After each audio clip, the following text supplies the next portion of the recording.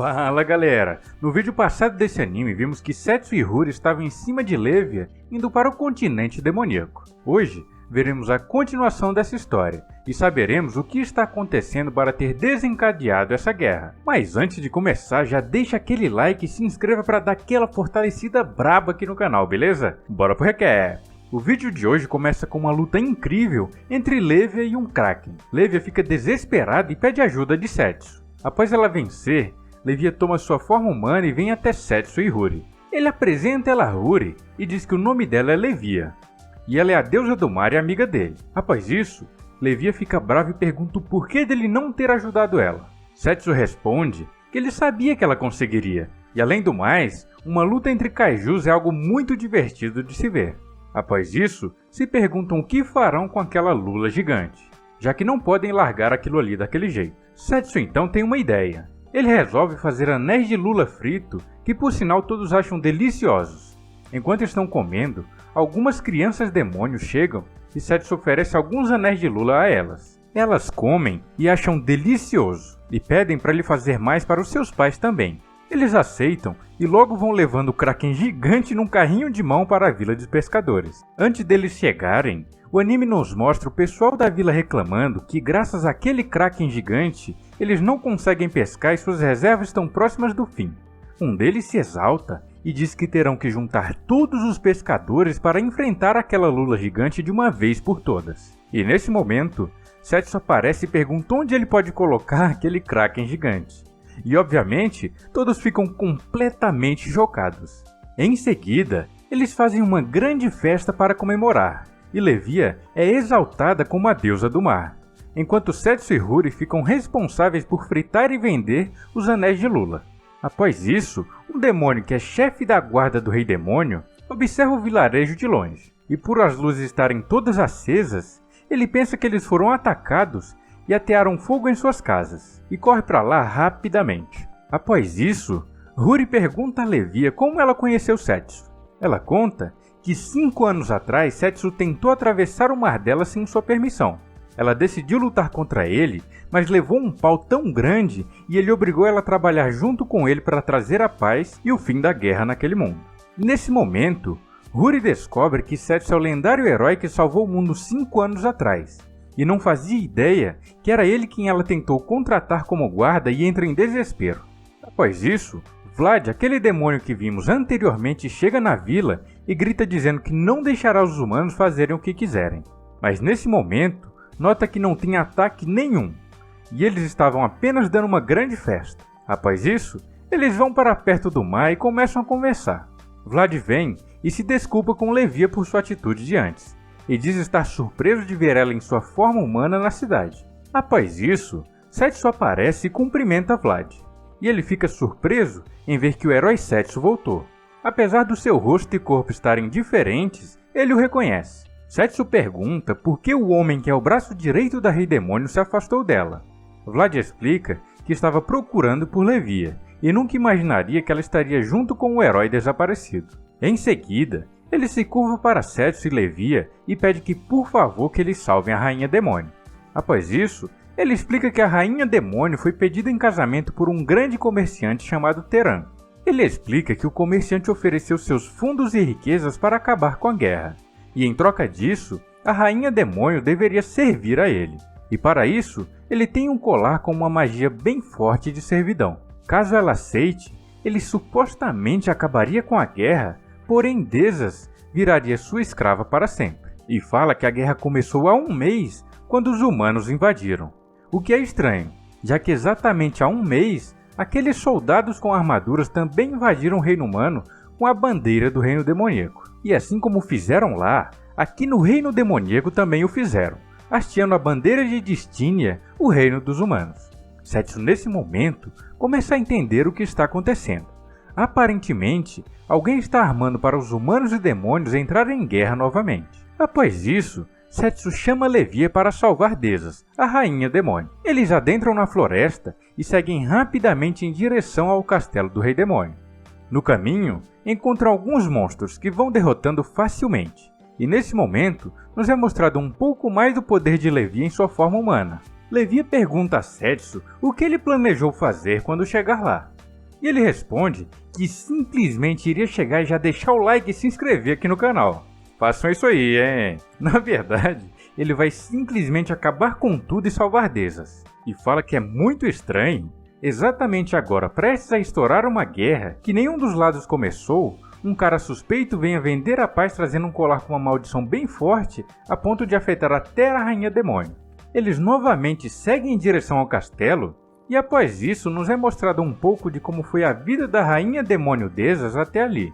Ela fala que sempre lutou para defender o seu povo, até que um dia, durante a guerra contra os humanos, ela foi derrotada por Seths, que estendeu a mão para ela e propôs que os dois parassem de brigar e vivessem em paz. E como símbolo da reconciliação entre humanos e demônios, ele entregou um amuleto para Dezas. Após um tempo, Seths desapareceu, e Deza fala em seus pensamentos que mesmo que ele nunca mais volte, ela iria manter a promessa de viver em paz que ela fez com ele. Até que um dia, estranhamente, o ornamento que Seths deu a ela quebra. E Vlad diz que irá levar a um artesão bem famoso em Destínia, e ele poderia consertar. Esse tal artesão era nada mais nada menos que o avô de Huri, e o ornamento vocês já devem saber qual é. Após isso, nos mostra o dia em que o suposto exército de humanos atacaram os demônios. Dezas manda 2 emissários para Destínia para saber o que está acontecendo. E logo após isso, o mercador Teran chega e faz a proposta de casamento para Dezas. Os demônios, obviamente, ficam indignados, mas Dezas, para manter a promessa que fez com Seths, cogita realmente se casar com tal comerciante para manter a paz. Dezas pensa muito, mas sempre lembra de Seths, e não vê nenhuma outra possibilidade de manter a promessa, a não ser casar com tal mercador pilantra. Ela começa a chorar, lembrando que Seths sempre falava que o preto combinava com ela, e agora ela será obrigada a usar um vestido de casamento branco. Após isso, nos é mostrado Teran conversando com um homem encapuzado, e nesse momento, descobrimos que tem realmente uma mente por trás disso tudo. Porém, ainda nos é mostrado quem é essa pessoa. Agora, voltamos ao dia do casamento, e estão todos posicionados. Os humanos bem felizes, e os demônios, obviamente, bem indignados. Dezas aparece com seu vestido de casamento, e com um semblante nada feliz. Ela segue andando lentamente até o altar. Após chegar, o padre começa a anunciar o casamento, e diz que eles podem trocar seus votos. Nesse momento, Teran pega o colar com a maldição de servidão e diz que graças a esse casamento ele iria trazer a paz mundial e duradoura. E com isso, ele só pede em troca virar um novo rei demônio. Ele segue para colocar o colar em Dezas e manda ela jurar amor eterno a ele. E nesse momento, ela lembra novamente de Seths, mas decide aceitar seu cruel destino em troca da paz do seu povo.